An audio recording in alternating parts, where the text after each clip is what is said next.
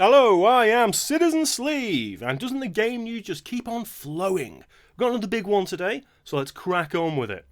Now, yesterday we talked about Bethesda partnering with Lucasfilm to develop an Indiana Jones game. Today, another big announcement from Lucasfilm is that they're partnering with Ubisoft, and specifically Massive Entertainment within that company, to create an open-world Star Wars game.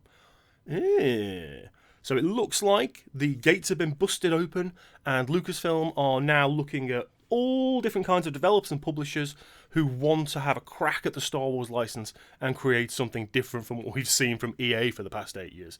So this should be quite interesting. Right, I'm going to read from the Wired article to get all the details. Here we go. Today, Lucasfilm Games announced that it's entering a partnership with Ubisoft to create an open-world Star Wars game. The title will be developed by Ubisoft Massive Entertainment, marking the first time that a company outside of EA has produced a Star Wars game since Disney acquired Lucasfilm in 2012, ending nearly 8 years of exclusivity. Also in the works is a new Indiana Jones game to be developed by Bethesda Game Studios, a newcomer to Lucasfilm and Disney's properties. Let's start with Star Wars. Development on this new title is still very early. Massive is still recruiting for the project even, so details are sparse. Julian Geraghty, director of The Division 2 and The Crew, will serve as the game's creative director, and the title will use Massive Snowdrop engine, which is the engine obviously they've used in Division 2 most recently. Beyond that, Lucasfilm Games hasn't revealed anything about the characters or setting within the Star Wars universe that the game will feature. This announcement follows yesterday's news that Lucasfilm is partnering with Bethesda to create an Indiana Jones title, the first non-Star Wars AAA game out of Lucasfilm in years. The movie marks a seismic shift for Lucasfilm's approach to gaming, widening the tent for developers that want to create games using Lucasfilm franchises, particularly in the Star Wars universe. While EA had previously suggested that the company would have exclusivity on Star Wars games for 10 years, it seems like either that was misstated or the clock has run out early. Regardless, EA will keep making games in the future, but Lucasfilm Games is free to speak to other partners. This is a quote from Disney. EA has been and will continue to be a very strategic and important partner for us now and going forward, says Sean Shopto, Senior Vice President of Global Games and Interactive Experiences at Disney. But we did feel like there's room for others. So it's just interesting that they're now like, look, EA has had a chance really, we'll keep working with them, but it's time we gave other people chances to make different experiences. In 2013, Disney laid off 150 employees at LucasArts, ending in-house game development. The rationale at the time was the move would minimise the company's risk while achieving a broader portfolio of quality Star Wars games. That's according to a statement from The Hollywood Reporter at the time. However, in the years since, the EA exclusivity deal has been criticised as a bottleneck to that goal. Aside from a few small mobile or VR games, the number of major Star Wars games from EA since 2013 can be counted on one hand. Yes, it indeed can. By allowing more developers to bring in their ideas for games, Lucasfilm hopes to diversify the titles it offers. This is a quote from Yves Guillemot, the co-founder and CEO of Ubisoft. The Star Wars galaxy is an amazing source of motivation for our teams to innovate and push the boundaries of our medium. Building new worlds, characters and stories that will become lasting parts of the Star Wars lore is an incredible opportunity for us, and we're excited to have our Ubisoft Massive studio working closely with Lucasfilm Games to create an original Star Wars adventure that is different from anything that has been done before. Okay, so this is a continuation of the shop tour quote prior to Yves Guillemot.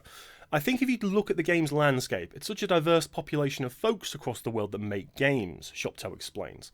For us to go capture the amount of quality that exists in the world and be fast to market, it would be a big challenge for us to do that internally. End quote.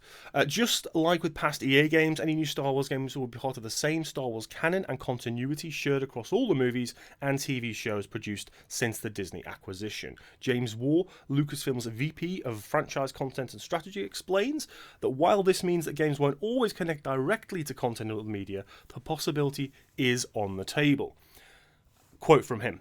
I think where people get tripped up on that sometimes is like, oh, then it has to connect to everything else. And that's not necessarily what we're always saying, Waugh told Wired.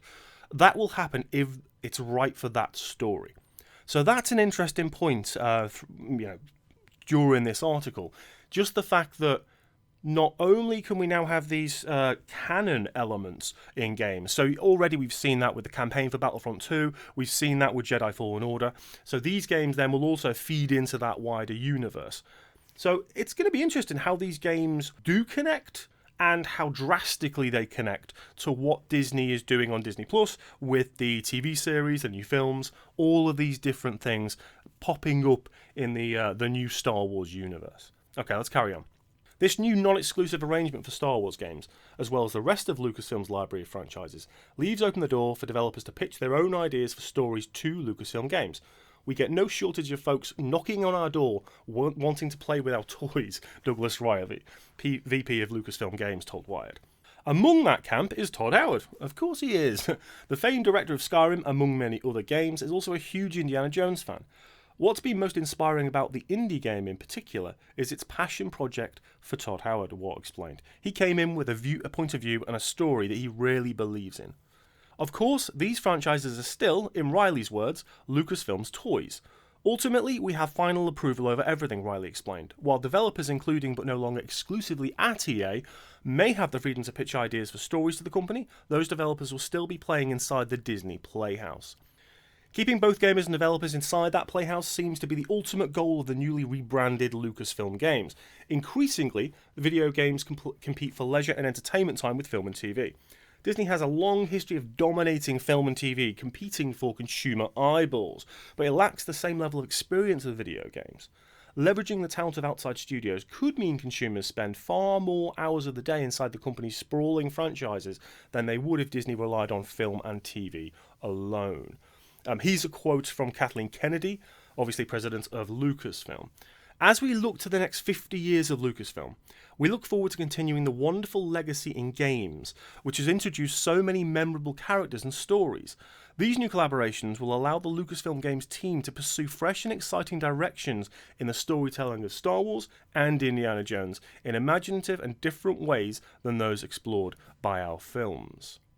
A single story-driven game can take up to dozens of hours. An open-world game like the kind Ubisoft is making with Lucasfilm Games can potentially push into the hundreds of hours, depending on how long a player wants to explore. That really leans into why we are doing what we're doing, because these are massive entertainment experiences that last many hours, much longer than film, Shoptalk explained. When people are paying $70 or they're paying good amounts of money to spend with your content and play your game, Shoptalk continued, you've got to reward that investment. Whether you feel like relaxing at the end of the day by watching a TV show or picking up the controller to play a game, Lucasfilm will have something to keep you entertained. And by opening the door to third-party developers, many of whom are staffed by people who grew up with franchises like Star Wars and Indy, the company will never run out of ideas from across the industry to bring under its tent. And that is the article from Wired, by Eric Ravenscraft, by the way. So, what a huge development! What a massive development, should I say. This is incredibly interesting. I think a lot of us have wanted this for a long time because we saw that EA weren't exactly churning out a lot of games of quality. You know, a few Battlefronts, some mobile stuff, and Jedi Fallen Order was pretty good, yes, but we've had hints of other games. There was 1313, and there was the game that Amy Hennig was working on, and, you know, they've all kind of just disappeared because EA didn't really know what to do with the franchise properly and kept mucking it up.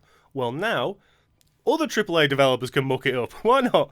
But I think it's good that these franchises are now being passed on to different developers to find different experiences. You know, Bethesda with Indiana Jones is an incredibly interesting one. Machine Games, obviously, we talked about that yesterday.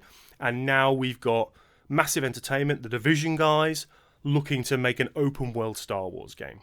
It'll be interesting to see whether or not we probably will, because Ubisoft have very specific open world tropes that generally move across all of their franchises, whether that's the AC stuff, whether it's Ghost Recon, whether it's, you know, obviously the Division, but then we jump into Far Cry, they all have similarities and those slight differences. Division, online service game, loads of different upgrades and missions and raids and co-op and all these things?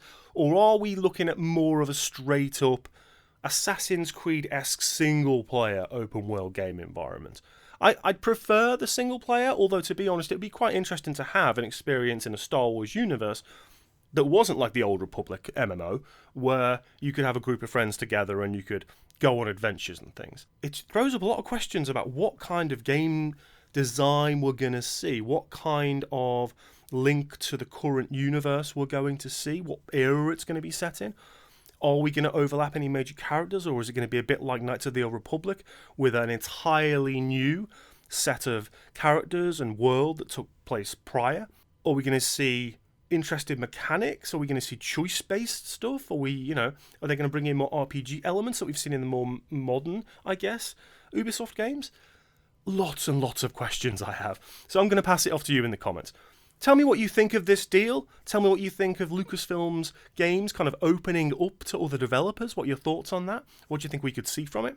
What do you think particularly we will see with an open world Star Wars game from Massive Entertainment? Can you see the kind of tropes and elements we've seen in other Ubisoft games kind of carrying over? But then what do you think could be unique about it? Are you excited for it? I certainly am. I didn't think we'd get a Star Wars open world game anytime soon, quite frankly. So to have this coming out, it's not going to come out for years, obviously, 2023 maybe, but I just like this direction Lucasfilm is going in, and I think it could be really good times for Star Wars fans after 8 years of pretty much meh. Thank you so much for watching and listening.